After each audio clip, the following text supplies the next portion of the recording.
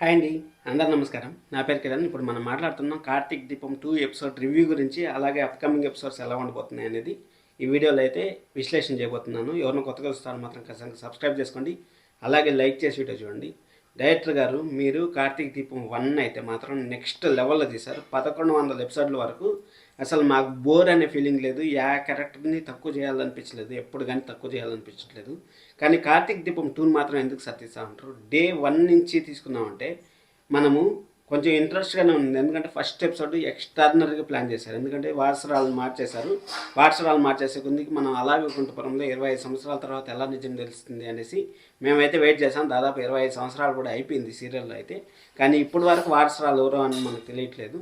దాస్ గారు వచ్చి కూడా 7 నెలలు అవుతాను సార్. 7 నెలల నుంచి మీరు సీరియల్ సాగదీసి వారసరాలు అదిగో తెలిసిపోయింది, ఇదిగో తెలిసిపోయింది అనేసి మీరంతా ఏదో నోటి కాడ అన్నం పెట్టి లాగేసినట్టే ఉంది. కానీ అసలు వారసరాలు ఎవరు ఇప్పటి వరకు తెలియట్లేదు.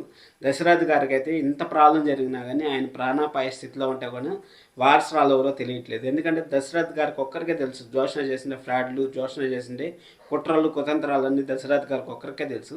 కానీ దశరథ్ గారు ఆ పరిస్థితుల్లో ఉంటే ఎవరు ఇప్పుడు నిజం చెప్తారు, ఎవరికి చెప్తారు దాస్ గారు వచ్చి అనేది ఇక్కడ మెయిన్ క్వశ్చన్ కదా. ఆ దాస్ గారు వచ్చి నాకు తెలిసినంత వరకు మైండ్ బాగా పనిచేస్తే కార్తీక్కే వచ్చి చెప్పాలి. ఎందుకంటే కార్తీక్ దీప భార్య కార్తీక్ని వాళ్ళు డామినేట్ చేస్తూ ఉంటారు కదా, ఆ ఫ్యామిలీ మొత్తం డామినేట్ చేస్తూ ఉంది. అప్పుడు వారసరాలని తెలిస్తే కార్తీక్ ఎలా రియాక్ట్ అవుతాడు, ఏం చేయాలనేసి నేనైతే అనుకుంటాను.